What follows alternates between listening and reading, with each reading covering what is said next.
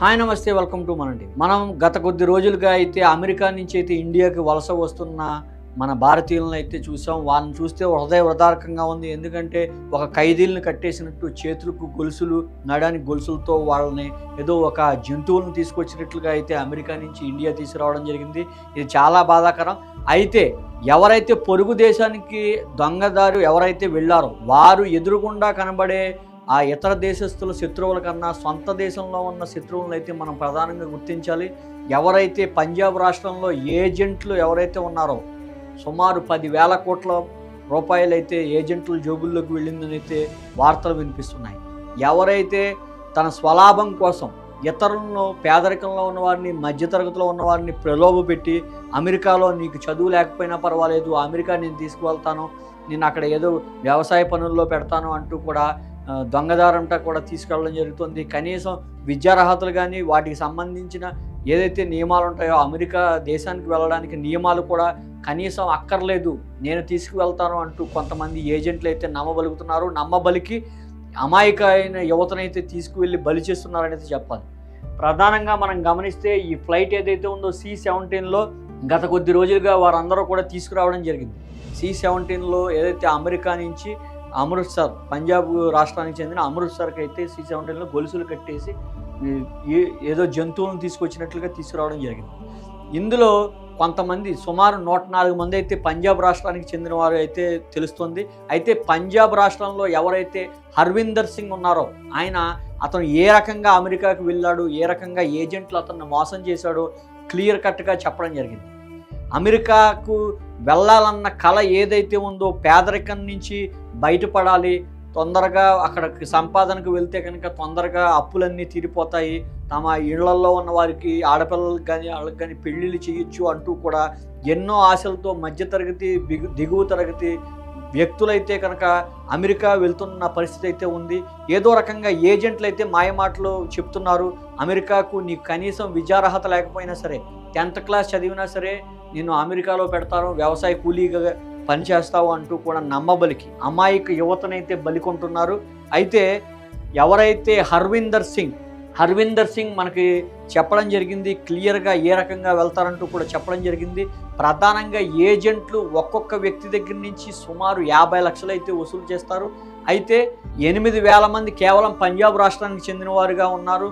సుమారు 4,000 కోట్లు అయితే వాళ్ళ జోబులు నిండిన పరిస్థితి అయితే ఉంది. ఎంతో దుర్మార్గంగా ఇతర దేశాల్లో ఉన్న ప్రెసిడెంట్ కాదు తప్పు చేసింది, ఇటువంటి ఏజెంట్లు అయితే తప్పు చేశారని అయితే అందరూ తెలుసుకోవాలి. ఏజెంట్లు మాయ మాటలు చెప్పి వారు స్వలాభం కోసం అమాయకమైన యువతను కానీ, పేదరికంలో ఉన్న మనుషులను కానీ, వ్యక్తులను కానీ మోసం చేస్తూ వారి జీవనం గడుపుతున్నారు. ఎవరైతే హర్విందర్ సింగ్ ఉన్నారో కేవలం గత నెల 15వ తారీఖే వెళ్ళడంతోనే అమెరికా సైన్యానికి చిక్కడం, తిరుగుదారిలో అమృత్సర్కి తీసుకొచ్చి అయితే వాళ్ళు దింపడం జరిగింది.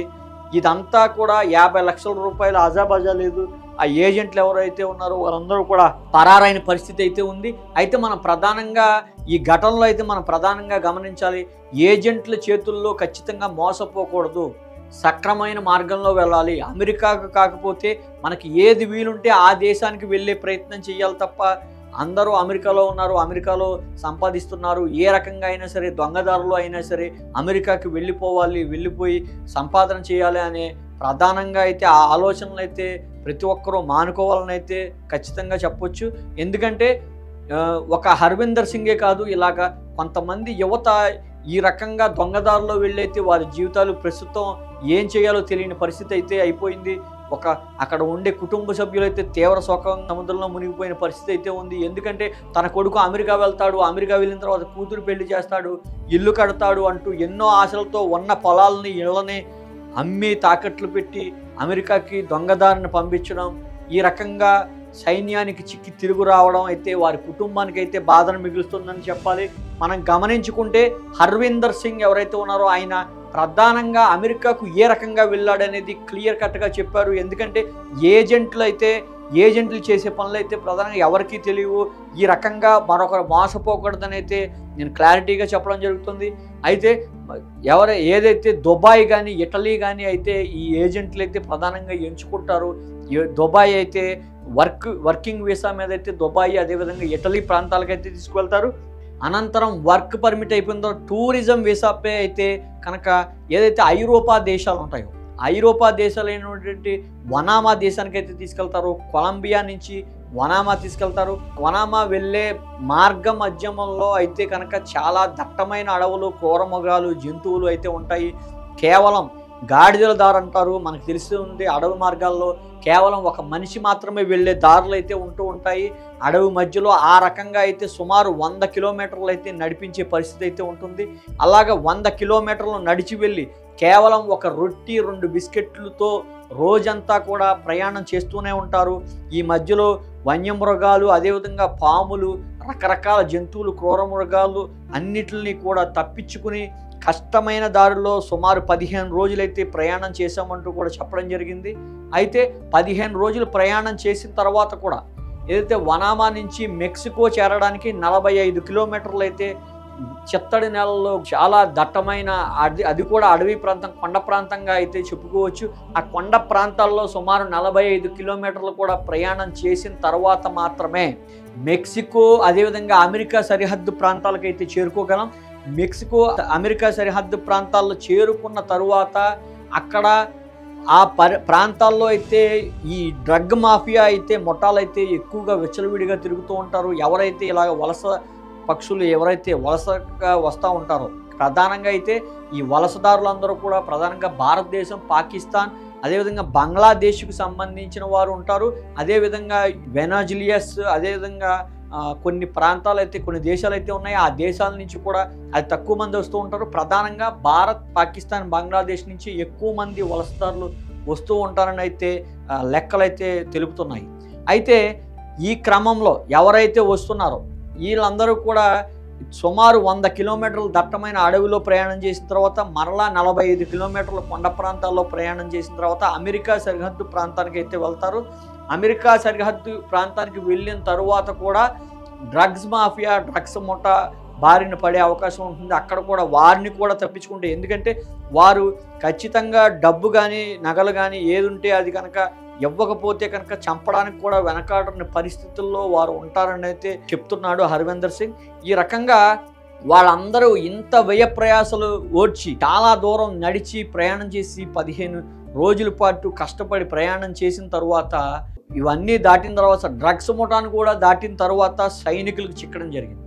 ఈ సైనికులు చిక్కితే ఇప్పుడు మొత్తం కూడా ఏదైతే ఉందో మొత్తం కూడా కొలాప్స్ అయిపోయిన పరిస్థితి అయితే ఉంది.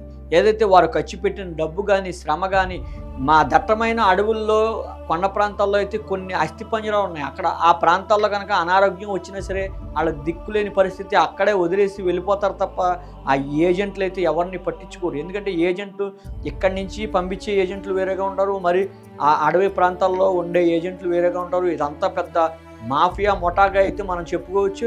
ఈ ముఠా వీళ్ళందరినీ కూడా తీసుకువెళ్ళి సక్సెస్ఫుల్గా కనుక అమెరికా చేరితే ఒక రకంగా ఉంటుంది. ఇలా కనుక ఆ సైనికులకు చిక్కితే కనుక వారికి తిప్పలు తప్పు అనేది చెప్పాలి. ఏదైతే ఇలా సైనికులు చిక్కిన తర్వాత ఒక చీకటి రూములో వాళ్ళ గొలుసులు కట్టేసి పెడుతూ ఉంటారు, సరైన తిండి ఉండదు, చాలా దారుణమైన పరిస్థితులు ఏర్పడిన తర్వాత అయితే అమెరికా గవర్నమెంట్ ఏదైతే సైనిక అధికారులు ఉన్నారో వాళ్ళందరూ కూడా అమృత్సర్ అయితే పంపడం జరిగింది. ఈ రకంగా వ్యయ ప్రయాసాలు కూర్చి ఎంతో కష్టపడి దొరికిన తర్వాత అయితే డబ్బును కూడా పోగొట్టుకున్న వ్యక్తులైతే అనేక మంది ఉన్నారని అయితే చెప్పుకోవచ్చు. ఖచ్చితంగా ఈ అన్నిటికీ ఈ పేద మధ్యతరగతి జీవితాలన్నీ కూడా ఈ అత్యాశతో అనైతే మనం ఖచ్చితంగా చెప్పాలి. ఎందుకంటే మనకు విద్యార్హత కానీ ఆ దేశానికి వెళ్ళే అర్హత లేనప్పుడు మరొక దేశాన్ని ఎంచుకోవాలి తప్ప అత్యాశతో కనుక ఇల్లు స్థలాలు తాకట్లు పెట్టి కనుక వెళ్తే మనకు తిప్పలు తప్పు అని అయితే చెప్పాలి. ఏదైతే ఇప్పుడు చాలామంది పంజాబ్లోనే కేవలం 8,000 మంది వలసదారులు గుర్తించారు ప్రభుత్వం అధికారికంగా, అనధికారికంగా ఇంకా ఎంతమంది ఉన్నారో ఎంతమంది వెళ్ళారో కూడా చెప్పలేని పరిస్థితి అయితే ఉంది. 4,000 కోట్ల రూపాయలు ఏజెంట్లు పాలైపోయిన పరిస్థితి అయితే ఉంది. ఇప్పుడు తిరిగి వచ్చిన 104 మంది కుటుంబాల పరిస్థితి అయితే చాలా దారుణంగా ఉంది. వారి కుటుంబాలు కూడా దిక్కుతోచిన పరిస్థితిలోకి వెళ్ళిపోయారు. వాడిని ఉన్నదంతా అమ్ముకున్నారు. కుటుంబంలో పెళ్ళిళ్ళు చేయాల్సిన పిల్లలు ఉన్నారు. వాళ్ళంతా బాధ కూడా చాలా వర్ణాతీతంగా చెప్పుకోవచ్చు. ఎంత బాధపడుతున్నారు. అయితే ప్రభుత్వం కూడా ఖచ్చితంగా ఇటువంటి ఏజెంట్ల మీద దృష్టి సారించాలి. ఇటువంటి ఏజెంట్లకు సంబంధించిన ఏదైతే సంస్థలు ఉంటాయో పర్మిషన్లు ఉన్నవారికి మాత్రమే ఇవ్వాలి. ఖచ్చితంగా రూల్స్ని పాటించేటట్టుగా చేసి సక్రమంగా అమెరికా కానీ ఇంక ఇతర దేశాలకైనా పంపించాలంటూ కూడా కొంతమంది డిమాండ్ చేస్తున్న పరిస్థితి. ఏజెంట్లు ఎక్కడో ఉన్న శత్రువు కన్నా మన దేశంలో ఉన్న శత్రువులను అయితే ముందు మనం గుర్తించాలని అయితే గుర్తుపెట్టుకోవాలి. ఈ రకంగా ఏజెంట్ల పాలన పడి వారి జీవితాలు పాడు చేసుకున్న వ్యక్తులు అనేక మంది ఉన్నారు. అయితే అమెరికా వారి దేశంలో వారు నిర్ణయం తీసుకుంటారు. ఎందుకంటే ఖచ్చితంగా అమెరికా పౌరులకు సంబంధించి ఉద్యోగ అవకాశాలు తగ్గుతున్నాయి, వలసదారులు ఎక్కువైపోతున్నారు, వలసదారుల నుంచి అనేక పార్ట్ టైం జాబ్స్ అయితే తగ్గిపోతున్నాయి, తన దేశానికి పౌరులకి ఉద్యోగాలు దక్కట్లేదంటూ కూడా అమెరికా అధ్యక్షుడు ప్రధానంగా చెప్తున్న పరిస్థితి. అయితే ఇవన్నీ కూడా గమనించుకోవాలి. ఎవరైతే ఈ కష్టాలు పడేదానికన్నా వారికి తోచినంతలో ఏదో ఒక పని చేసుకుంటానో లేదంటే కనుక వేరొక దేశం వెళ్ళి కష్టపడినా సరే ఎంతో కొంత లాభం వస్తుంది. ఎవరినో చూసి ఏదో చేయాలనుకుంటే కనుక తిప్పలు తప్పు అనే చెప్పాలి.